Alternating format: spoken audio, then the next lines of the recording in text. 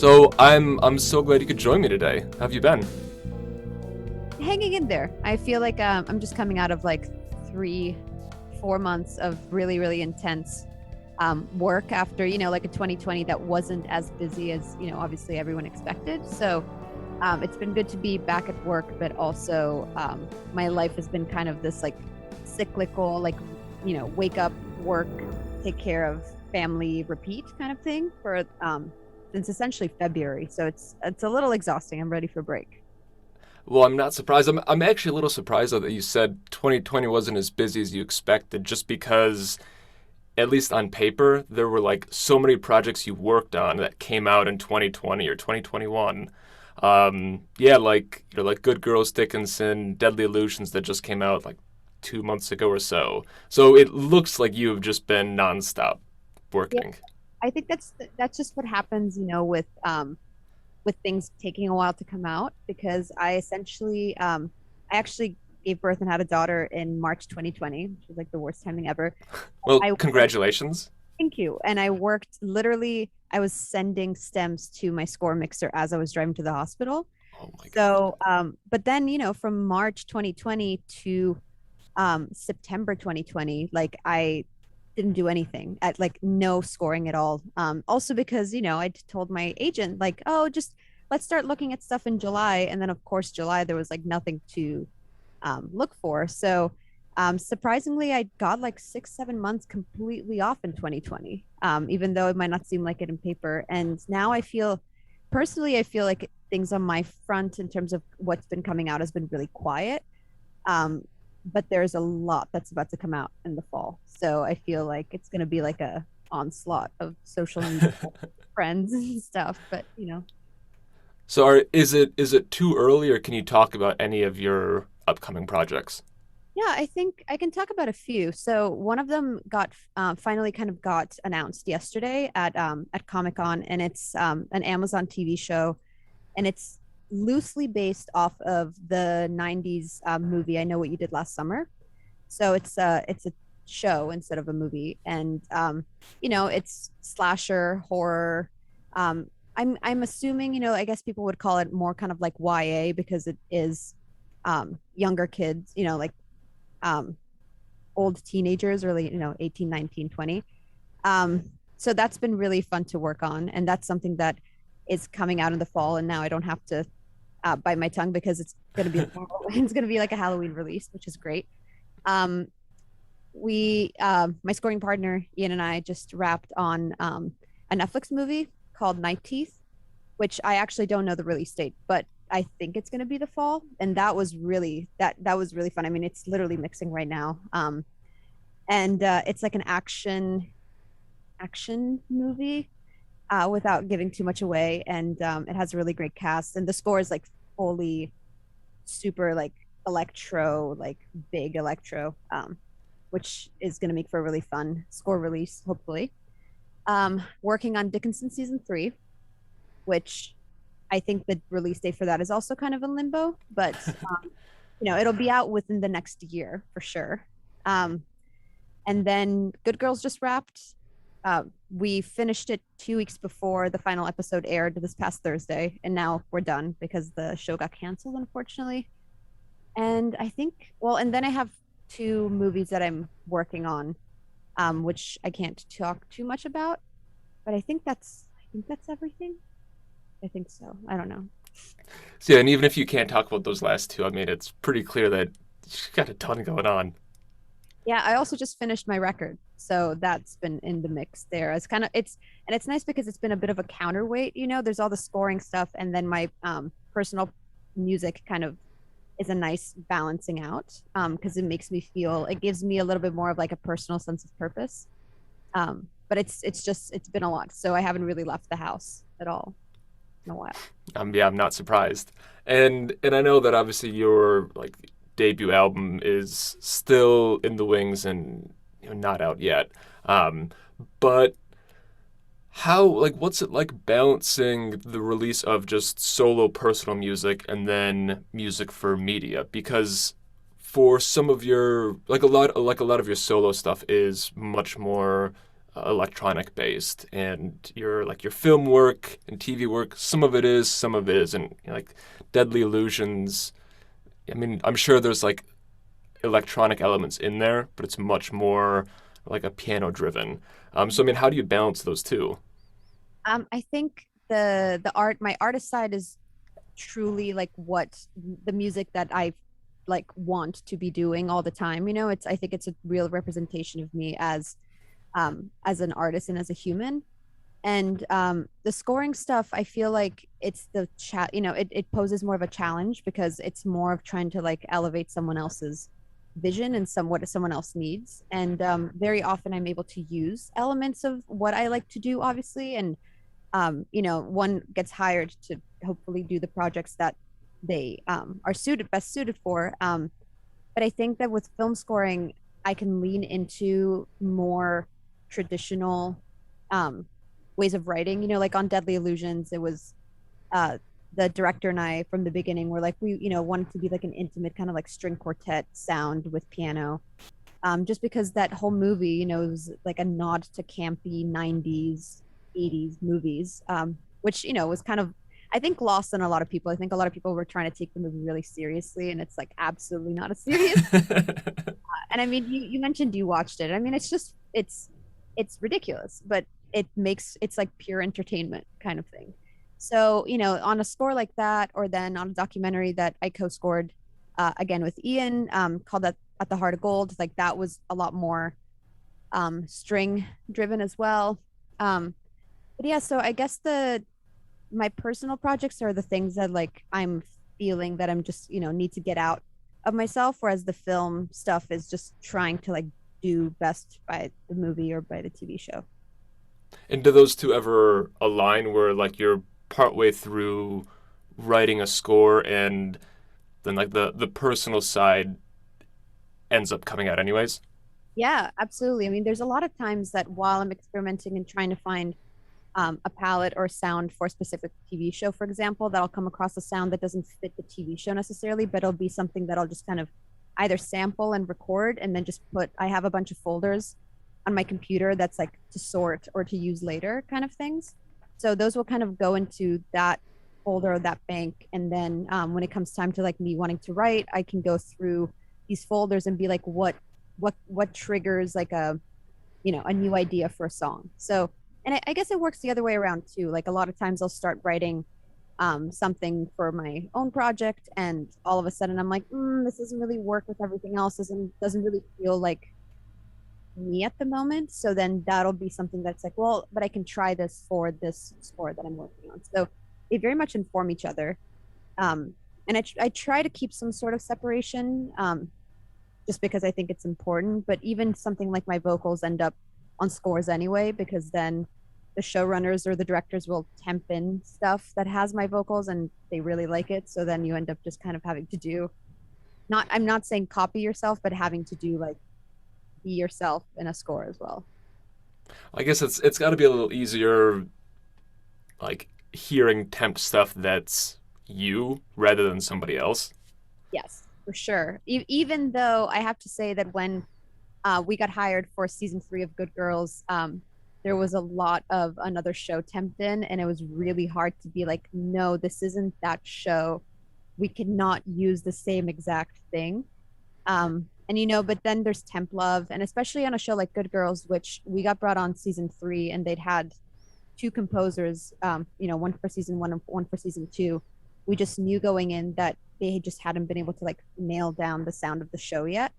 So I think the first season, or like honestly, the first 2 episodes were really tough to be able to be like, where do we stand? And then I think that as we progressed, it was great because by season 4, the notes were always like, yeah, so do something here, but just make it really weird and not make it sound like TV. Um, so that's, you know, now you can finally hear it because it's finally out on streaming platforms. We put out a little soundtrack. Yeah, that was actually good timing. It came out yesterday actually on Friday. Yeah, it came out the day after the final episode. And NBC doesn't usually do score releases for their shows, but we had both showrunners and the music supervisors kind of advocating for us, mainly because I think everyone got tired of having people on Twitter asking for specific song moment, specific score moments that kind of sounded like songs, and they were like, we can't find it, like blah blah blah. So that kind of was an incentive for NBC to put it out. See, that's got to be a really cool feeling having that like very positive public outpouring for some of your music because I see the same thing about Dickinson as well that like people love that show and they really love your and Ian's music on it too. So I mean a lot of the time like outside of some big composers and big scores people don't necessarily focus on or get that attached to the music and something. So I mean like what's it like having that kind of like public positive support? Yeah, Dickinson has been wild. And I mean, I'm more of like an Instagram person, but seeing the fan base on Twitter is beautiful and also like I don't want to say scary because it's like all very exciting, but it's people are very into the show and I think people are very into Haley Steinfeld. And the showrunner Elena Smith makes herself very accessible and is very quippy on Twitter too. So I think that she engages with the fans a lot. And it's been great. I mean, when Split the Lark came out for season 2, which is a song that Ian and I wrote with Emily Dickinson lyrics that Ella Hunt sings on screen, the fans were just so grateful and enamored and just like, got tagged in so many things and it keeps getting streamed so much. And it's such a pleasure to be acknowledged, because I think that you go into the scoring career because of course like all artists want some sort of recognition, but you're also so in the background for most of the time that it is really easy to just not have people realize that there's like anything going on, especially when something works. It doesn't stand out, so then you like don't even realize it. But yeah, connecting with the fans has been fantastic, and I think season 3 will make it even more so, just because I think the fans are now like on the hook or on the line. They're like into it, and yeah, that's been really exciting. That's awesome. But then I guess you've gotten the opposite response. And it wasn't about your music specifically, but like you already touched on it with Deadly Illusions. Mhm. And I mean, how do you cope or respond to like such like across the board negative reaction towards a film like that? Yeah. So, the same way that we just said with Dickinson, it's been so fulfilling and so wonderful, like people seeking us out and whatever. With Deadly Illusions, it was like, the comments were never about the music. The comments were always about the film, but people felt like they had to tell me how they felt about the film. So, especially I posted about the soundtrack coming out on Facebook, and a bunch of people found it because I guess they must have been Googling or like searching with Facebook, like Deadly Illusions, and they just like proceeded to having like a 15 comment deep conversation on my post about the soundtrack release, talking about how bad the movie was. And I felt so mortified because I was like, oh my goodness. But then at the same time, it was the most watched movie on Netflix in the world for 13 days straight. So it Wow. was watched like a billion minutes. So, and I own all the rights to it because it was actually bought by Netflix. So, it's one of those things where it's like the joke's on them because now they've watched a billion minutes of it and the score is like wall to wall. Um, so yeah, I mean, and I think it's better to work on a project that's polarizing just because I feel like people will know about it. I mean, I had friends from college. I had random people that I haven't talked to in like 15 years message me and be like, "Oh my God, I just watched this crazy movie and I saw that you did the music. Like, what the hell is going on?" And I was like, "Well," but then that's the thing. It's like people talk about it and criticize it, but then they have questions. And you're like, "Well, so you did kind of like it." You're somehow like emotionally invested in it. So, but yeah, so I've seen, I mean, obviously it's not the same as working on like a big Marvel movie or something like that. I mean, I can't even imagine the kind of exposure to opinions with that. But I've definitely been able to now in this last year see kind of both sides of the coin. And I'm still getting jobs, so it's not like Deadly Illusion something that people hated so much. If anything, I think it brought people's, you know, my name out there to people being like, oh, who was attached to this crazy movie? Well, and it works out in your favor in that sense too, because like the opening credits over kind of like exposition shot at the beginning, like really slow and big and clear. So like, yeah, you see your name like, right up in center pretty quickly. But I Yeah. mean, that's such a mind-boggling amount to think of, like a billion minutes. Hmm. Yeah. It's what, but like so many people have Netflix that it's just, if everyone watches like 10 minutes of it, then I guess it racks up pretty quickly. But then I have to say there is also a subsection of people that loved it, that like have watched it multiple times and I've stopped. It's been a minute since I looked up the hashtag. But the first few days, like the first day was like, oh no, I'm so upset. I'm so, like mortified. And then it just got really funny because it just started feeling like a bunch of memes. But yeah, and it's funny because like the next two projects that I have coming up of my own are both horror movies. And I feel like those can also be very polarizing at times. And they're very different. And this is something that I'm just discovering as somebody who likes horror movies, but isn't like, the biggest fan, and finding myself working within this genre, that there's such a spectrum of types of horror movies, that I'm excited that these two are kind of different. They're not exactly the same thing. So that'll be exciting to see the reaction to those too. So with those, I mean, have you started scoring them or at least like working out ideas for what the palette's going to be like? Yeah, so one of them I've been signed on to for a while, and it's been announced, and it's called Cobweb, and it's a Lionsgate horror movie, and it's by this director that has done a Netflix series called, oh my goodness, why am I blanking?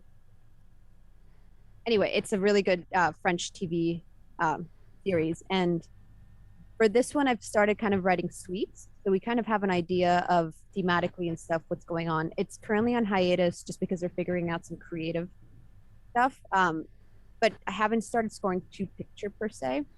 The other one is still so early on that it's in kind of like experimentation mode right now, and I'm really excited. I just got a new piece of gear that I think is going to be kind of key to kind of like working on that. But they're still very very early on, so I don't think neither of them are going to be out until like later in 2022, I think. Okay. And so then, because I think you could say Deadly Illusions. It's not quite a horror. I mean, it's more of like a thriller. But there's a lot of overlap between the two genres, and you know with kind of like psychological aspects going on, it is near the border. So I mean, how approaching these different projects that cover some similar ground, how do you decide what kind of sounds you want to use, what the style is going to be? That's a good idea. I mean, that's a good question. The Most of the time it just comes down to kind of temp music and the early, honestly, like the first conversations I'll have with the directors or the showrunners. And most of the time I feel like, you'll have a meeting or a Zoom to meet with whoever is, you're trying to get hired by. And these preliminary ideas that come up in that end up being something that everyone kind of holds on to. So I think it's just like the seeds are planted very early on. So, um, and I think every project asks for something different. And like I mentioned at the beginning, it's just a matter of just being able to be this chameleon that does a bunch of things, but always within common ground. Like really do think that if somebody were to listen to all of my scoring work, there would be, even though the genres might be different, like there is definitely a lot of similarities. Especially I feel like maybe melodically. Um, and that's a good thing because I think that people hire, you want to have your own sound. You don't want to be I mean, some people thrive off of being a jack of all trades, or a Jane of all trades. I don't know if there's like a gender neutral way of saying that, but I think for me it's worked better to be more specific and to have my own sound, just because I know that I don't want to do all sorts of projects. I very much want to do like this slice of pie, like of foreign worlds.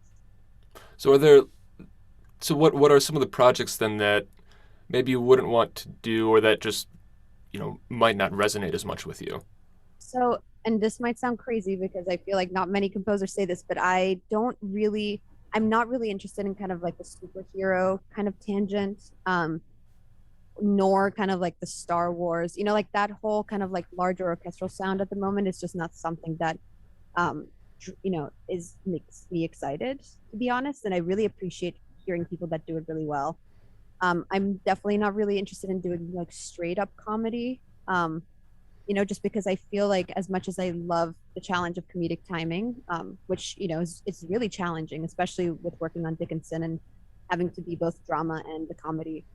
Um, and then I love watching rom-coms, but that's something that I would tread lightly on. And I really find myself doing great in kind of like darker things. So anything that can be, like the notes from people that I've worked on in the past is most of the time it's like, oh, it's too dark. So I think that just gravitating towards that is definitely the way to go for me. Interesting. That makes sense. Do you think, I mean, what do you think it is that pulls you towards those darker elements in both in your music and then in the projects you'd be interested in? I think it's definitely the use of electronics. I think it's the use of more kind of like pure elements of synthesis, just kind of like if you're working with um, very basic kind of like audio waves, a lot of the times once you start building, I just get drawn more towards like edgier and more like acute sounds rather than like soft and round. So, or when I'm recording field recordings to create pads or create instruments, it'll always be something a little bit more abrasive, whether it's like a screech or like something that's airy but in like a very forced way. So I don't know. I think I'm just more drawn to sounds that aren't pretty necessarily.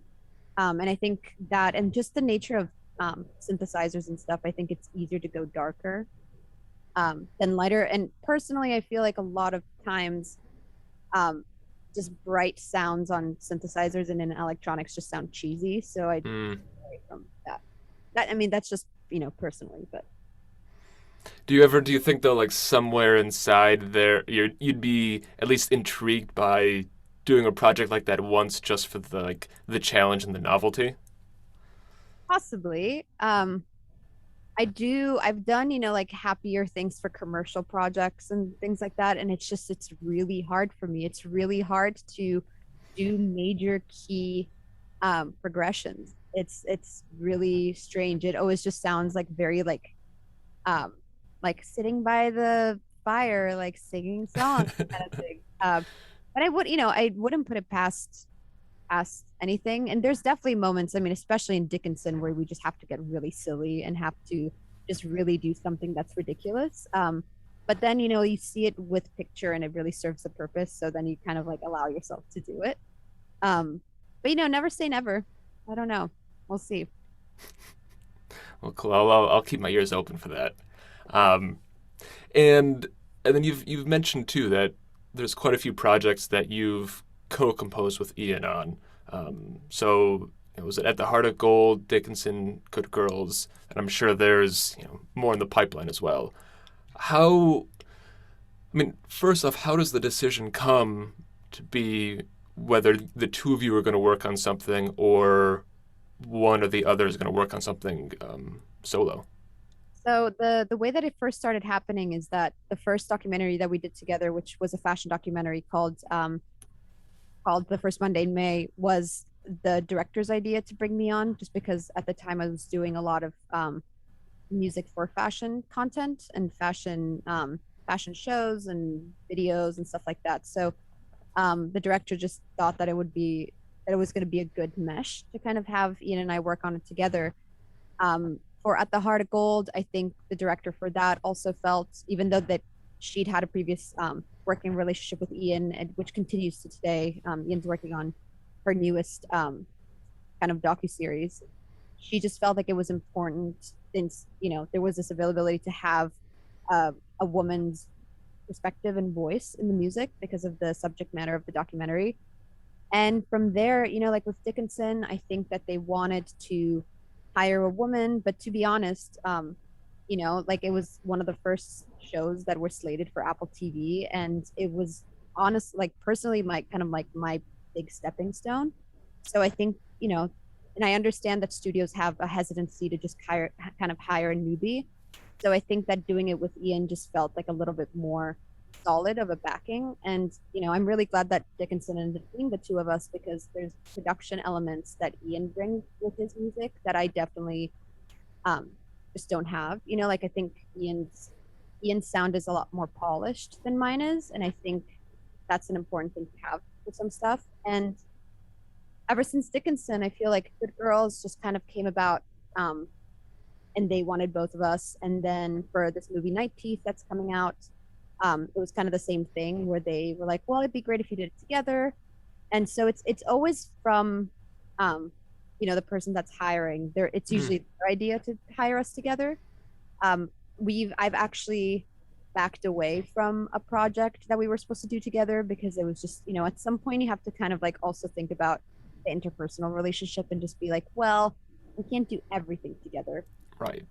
So it's exciting that like Ian has a TV show that he's working on his own, and then he has docu series that he does on his own, and I've got these two movies coming up. So um, we've kind of told ourselves that anything that isn't strictly TV, we'll try to do on our own.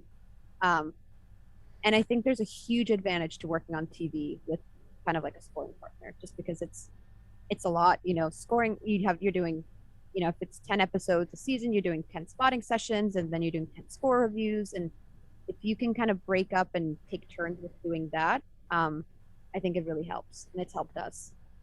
Interesting. And yeah, and I know he had the score for Die in a Gunfight that came out like a week or two ago, which like I like his music, but I saw the name of that film and I was like, oh no, I don't have high hopes for this, and it was really good.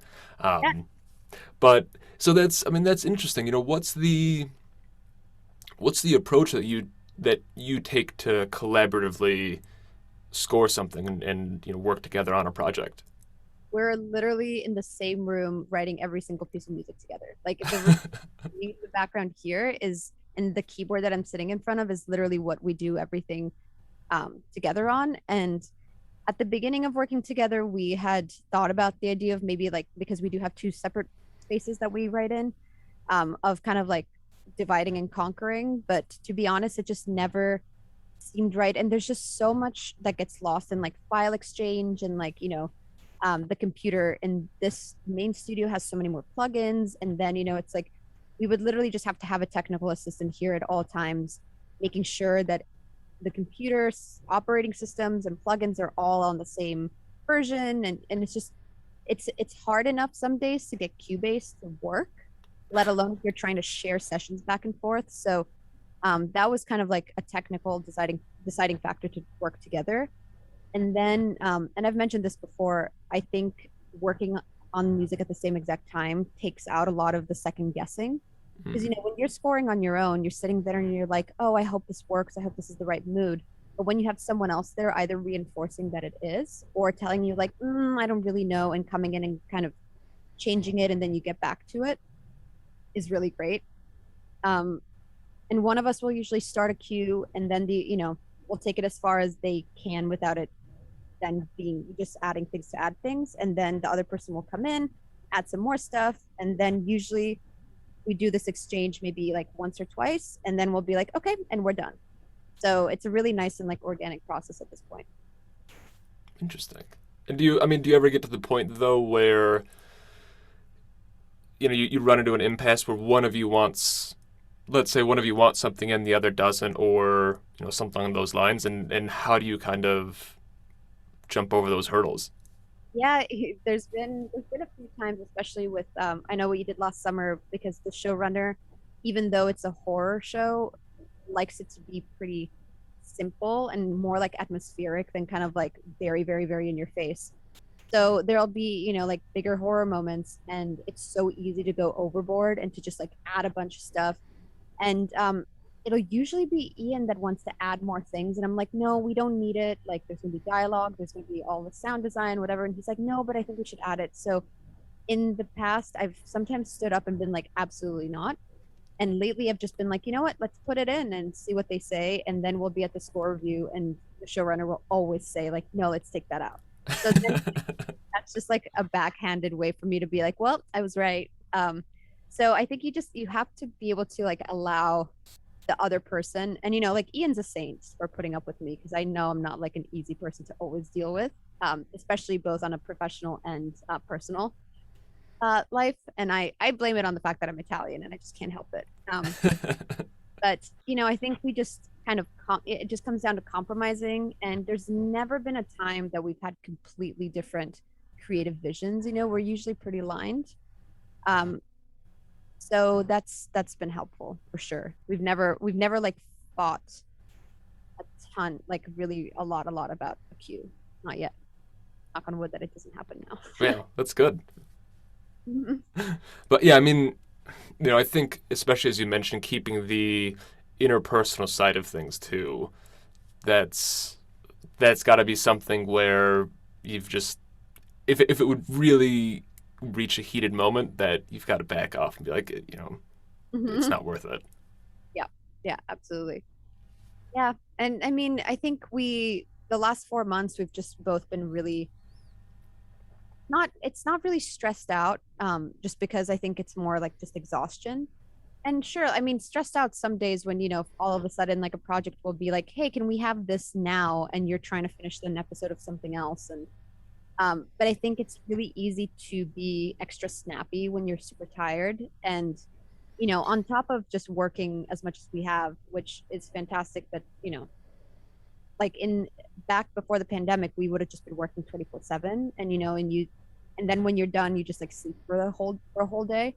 But now that we have a 16-month-old, um, the priorities and things have really been realigned because it's like, the mornings before she gets dropped off to daycare are like, I have to spend time with her. And then like she comes home in the afternoon and there's no working from like 4:30 p.m. till 7:30. And that's not something that like, it's not optional. It's something that we have to do.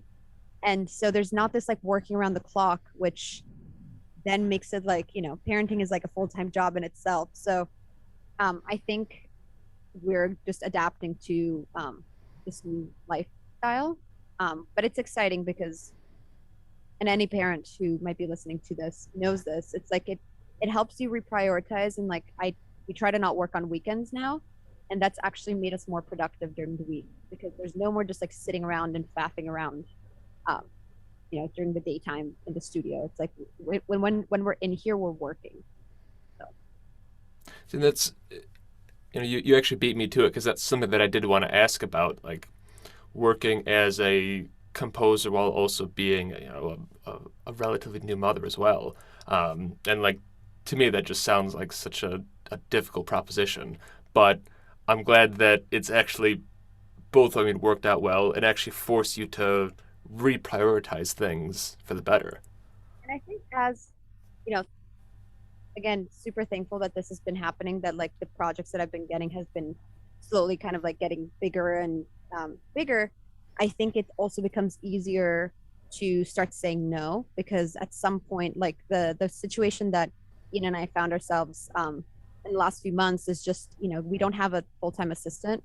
So you just find yourself working on like 3+ TV shows, 2+ movies at the same time, and it's just not feasible. You realize that you really need either like a bunch of additional writers or you need somebody to at least like be doing the busy work. And so I think that we both learned that we should really just only say yes to projects we really want to do. um, and I think that that's going to help with just being able to like have a life outside of working, because it's so easy when you're younger or when you don't have kids or don't have as much responsibility to just work all the time. And I think that that's how people burn out. So Mm-hmm. um, as hard as it is being a new mother, it's also um, I think forced me to take a little bit more care of myself overall. That's great. Like, I feel exhausted and I feel like a crazy person, but Well, so far you've been able to keep it together, so thank you. yeah. And I've only had one coffee. I'm surprised. I've been up since 5:30, so it's yeah. There's going to be plenty more coffee to come I today. bet. Well, I did want to then travel back in time a little bit. So, you were writing a lot of solo things, releasing solo things, like singles, EPs for, I don't know, several years before first moving into scoring the Heart of Gold or at the Heart of Gold, and then kind of this cascade of other media projects have come through. I mean, how did you get started into music, and then how did that journey go? I know that you did a lot of work for scoring for fashion and for dance and things like that as well.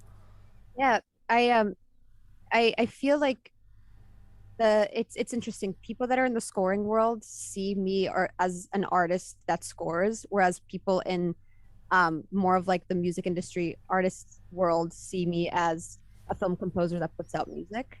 And I think that's just because I kind of didn't get to like the next little step of kind of things in my artist career until I started scoring. And now they've kind of been informing each other. So they've been growing at the same time, which is fantastic. And, it just means, but again, it just means a lot of upkeep. And it means that I'm essentially doing these two professions at the same time. Like, and, sometimes I'll be prioritizing one over the other. And I'm kind of going through that right now where it's like the scoring stuff is just, so much work, but I have this record and I'm trying to like find the time to find a team to like to release it and like visuals and all the stuff that comes with that. um but essentially like I started writing as drum and lace like I think 7 years ago when I was still living in New York, and I'd been working as an in-house composer at like a music agency. And I just finally felt like, after having gone to music school and then I went to grad school and worked at this company for a little bit, and I was like, I finally feel like I can, venture off and be freelance. And drum and lace really just kind of like grew out of a need to have a moniker to seem um, a little bit more legit too when approaching either like a fashion designer or someone else to be like, hey, like I'm doing this. It's not just like Sofia going out trying to like do stuff.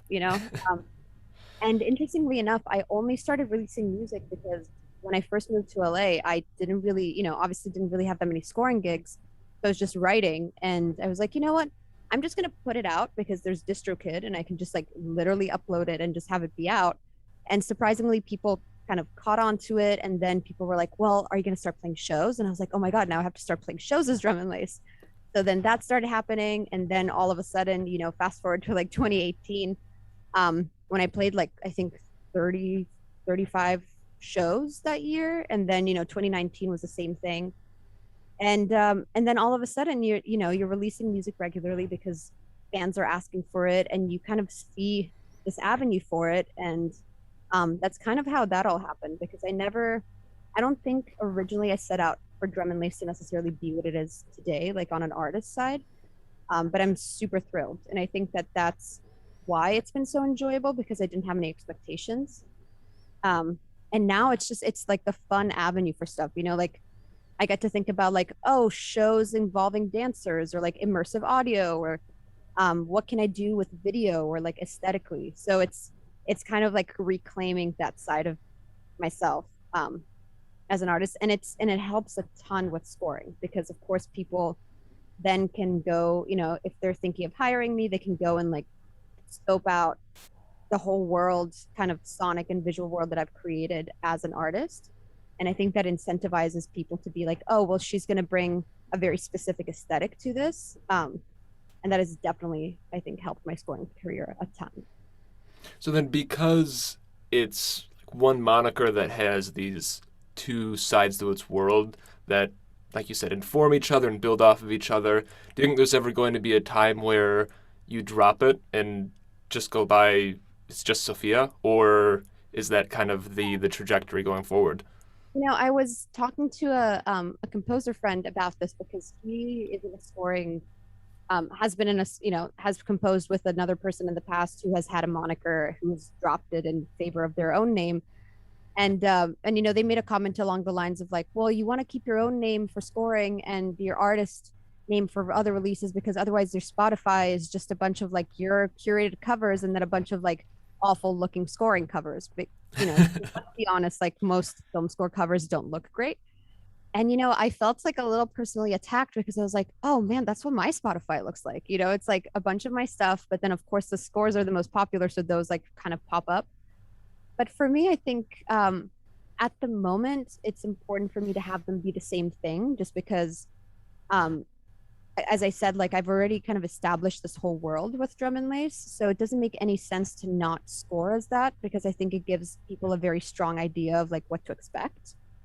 At some point, maybe I'll revert back to my name. And I've been thinking about this a lot, and I think I'd probably revert back to my maiden name actually, just because as I've been getting older and being Italian, but having a married name that's not Italian, oftentimes I feel this disconnect with who I am, and I don't have an Italian accent, so I think people completely like just don't realize. So it would be interesting to go back and score um, with my maiden name, which is Sofia degli Alessandri.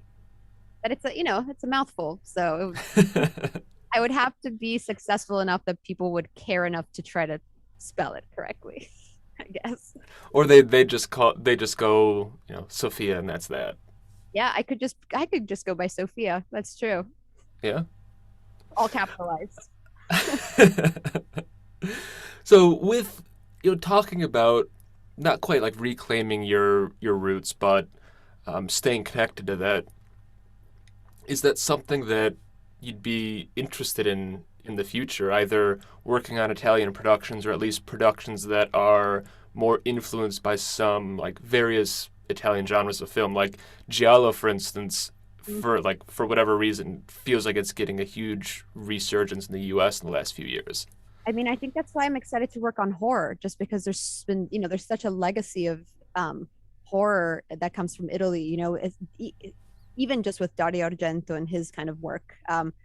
And I my agent knows this very well, and I've literally told her, please get me working on something in Italy because big streaming platforms like Amazon and Netflix now have Italian divisions, Hmm. and a lot of the projects, or even HBO, with like the new Pope or um, what's the oh my god, why am I blanking on everything? The um, one of the Max Richter scores that's about the two girls. Oh my goodness. Not my favorite friend, but anyway, there's a lot of Italian productions happening right now, and I would love to be part of that. And we've actually, as a family, been discussing moving back to Italy, just because I think that the positive change that's been happening in Italy in terms of technology and in terms of everything is because my generation, or kind of like people that were my age, kind of at 18 left home, in the early 2000s, just because there was nothing going on in terms of art and technology. And people now are starting to move back, having gained all of this expertise and all of this kind of knowledge, and trying to go back to Italy and kind of like bring the country up to speed.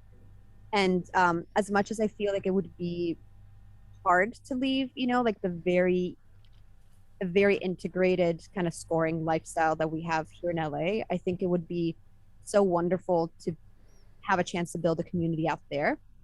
And Italy in terms of real estate is not that expensive, and we could literally like get a house outside of the city and just like build amazing studios and just kind of create the community that I would want to have out there. So um, Italy in general is not very far away, I think, from my future, for better for Interesting. worse.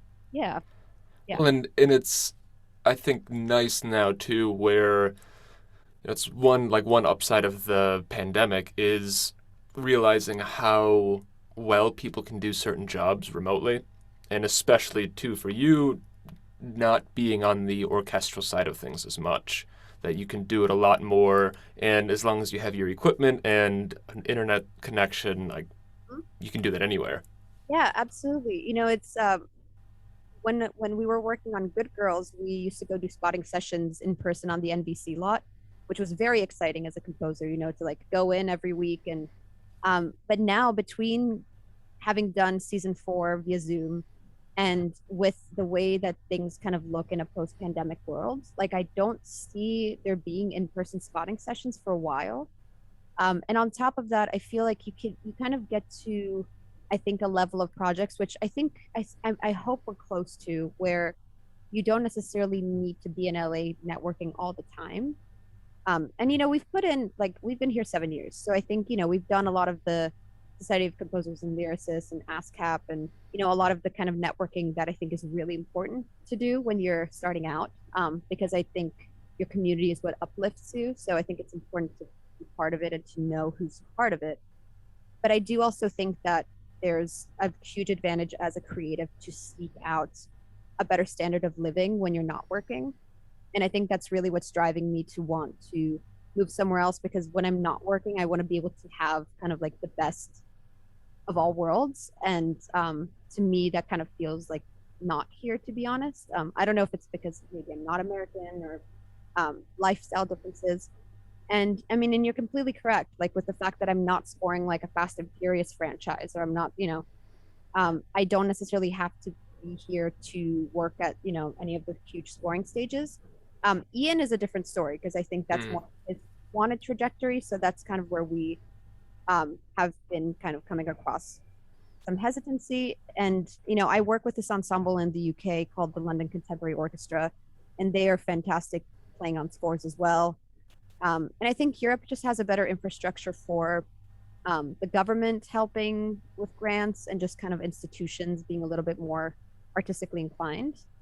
So I'm not too scared about possibly the possibility of leaving, but it's definitely hard because the industry's here. So Yeah, well, and I guess too, one upside being in Europe is like London in particular has some world-renowned studios like Air and Abbey Road, and it doesn't like people in the U.S. don't realize this, and it doesn't look like it on the map, but it's like I don't know, an hour and a half plane ride from Italy to London, so it's not like a yeah, crazy trip to do things out there either.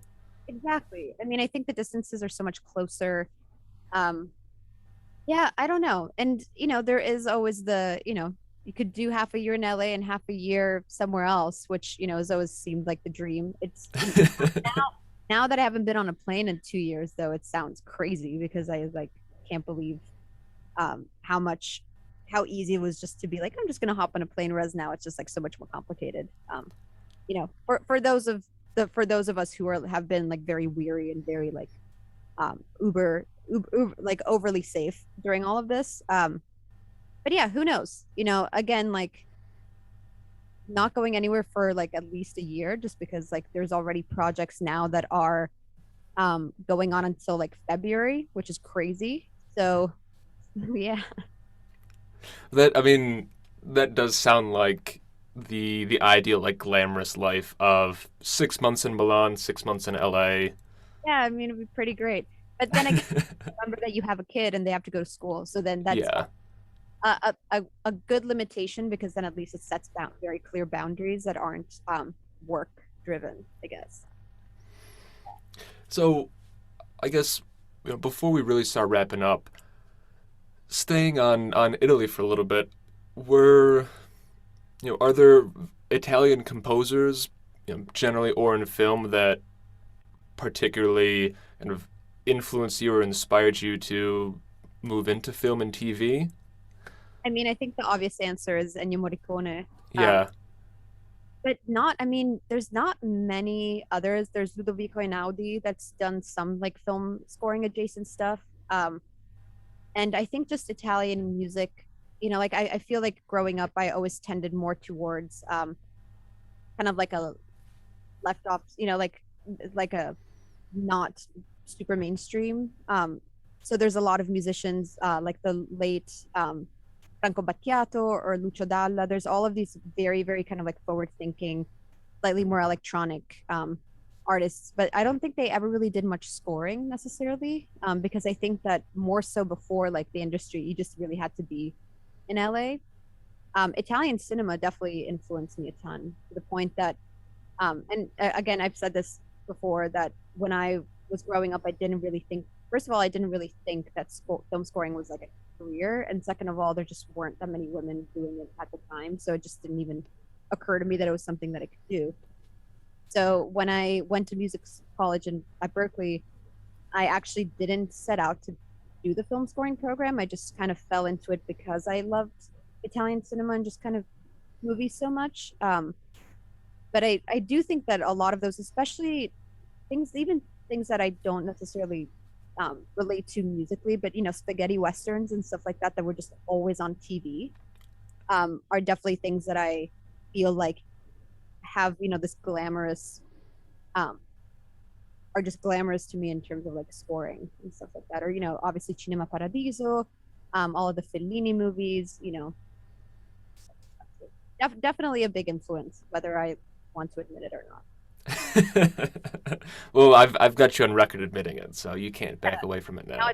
it's out. You did raise something really interesting just now of when you were younger and interested in music, and despite being interested in film broadly, you just didn't think that film composing was necessarily a career that was open to you, and that's which sucks. But it's something that I've had other female composers that I've talked to basically say the same thing. That like when they were growing up, they're like, oh well, there there were no women film composers. I just didn't think that that existed. So was there a moment or like a period where you kind of had that realization that like no, I can do this.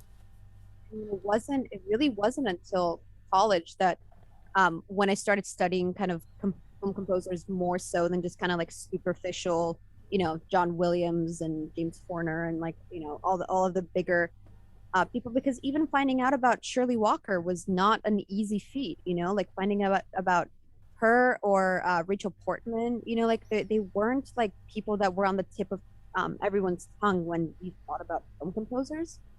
So it really took kind of like a researched approach to realize that there were other women that had done, that there was a precedent at all. And that was once I was already in the scoring program. And, I think the other thing that made it really interesting to me is that the scoring program was, I'd say like 80% male. So, you went in and it was the same thing with my grad program because I did music technology at NYU and my class was 80, maybe even 90% Wow. male, just because, it's like a technical, I don't know. Anyway, so I think now I love to think that both programs are a lot more um, kind of neutral in terms of gender and everything else, and even in terms of like um, you know ethnicity and race and everything. I'm hoping things have kind of been evened out a little bit, but it is interesting. But I was talking to somebody a few years ago at this festival called Moog Fest, and he's a composer who also played with Herbie Hancock. And his name is Patrick Gleason, and is this lovely man who is, you know, I think pushing 80. I don't know, but he's still making music, and he worked on Apocalypse Now, which is insane. And we were on a panel together about scoring at Moog Fest, and he said something along the lines that in the 70s and 80s, to be a film composer, you needed to, own gear along the lines of like a sync clavier, which could cost you, fifty to $100,000. So the amount of people that were able to do the profession was limited literally by the amount of gear that you had. If you didn't have what you needed to do a film score, it was just inaccessible. So there's something beautiful about the accessibility of it now, and I think that's why we're also seeing like diverse voices in this world. Uh, but again, I'm just hoping that like a 17-year-old woman can now be on social media and see a bunch of um, you know, women doing this and be like, oh, cool, I want to go study it. Yeah, I mean, I think the same thing. It's it's awful that it's taken it this long for even that visibility to be there. Mhm. But I'm, I mean, it's so heartening to see that there's actually movement going on, and then especially, not everyone cares about like the award circuit, but that having Hildur Gudnadottir win for Joker, and then John Batiste sharing in the Oscar for Soul this past year too, which like first off, crazy to me that he was like the first black composer to win in decades, and she was like the second or the first woman to win in decades, and like blew my mind.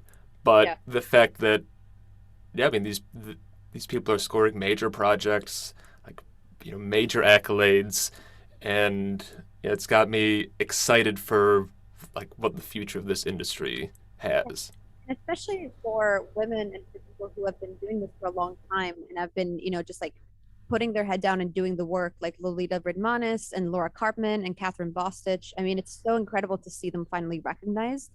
But they've been doing this for 30 years, and they've just been working in the background, just like, honing their skills. And now finally it's like, and all three of them, I think, um, and Miriam Cutler as well, started the Alliance for Women Film Composers, and it's just great. Um, and I'm grateful just because I think that even studios and producers and stuff are trying to make an effort now, just because I see how many more projects I'm getting pitched for. And I think obviously it's because of the experience, but it's also, I think, people are making it more accessible, and trying to at least get people, um, like marginalized groups in the room, so that then the productions can make the best decision, but to have all the options. Hmm. That's really what, I don't, and I've again had a lot of conversations with a lot of white men about this, where it's like, women and people of color aren't trying to like take jobs away from the white men that deserve it necessarily. It's more, there just hasn't been a chance to be in the same room to then have the best person be hired. And I don't think any woman wants to be hired because they're a woman. I think we just want to be included in kind of like the pile of people that are up for a project kind of thing. And I think that's slowly happening. Yeah. I Yeah. mean, which again, like I said, it's frustrating it's taken this long and that it's still only slowly happening, but at least there's this progress. Mm-hmm. Yeah. Yeah. Exactly. So we've hit about an hour. I I'm so glad you're able to come join me, and I know it was fairly early for you there, especially being up for like 4 hours beforehand already. So I'm so glad that you were able to come on, and even though you only had one cup of coffee, not fall asleep at some point. I was making sense, right? Yeah. Yeah. Yeah. Talking forever. But yeah, thank you so much for having me on. I'm so glad that we connected on Twitter, and we, kept in touch. And I'm a fan of everything that you write and share. And, I think the scoring community needs people to advocate and kind of remind the average person that music is a big part of film. So that's much appreciated, obviously. Well, I mean, thank you so much. That's really cool to hear.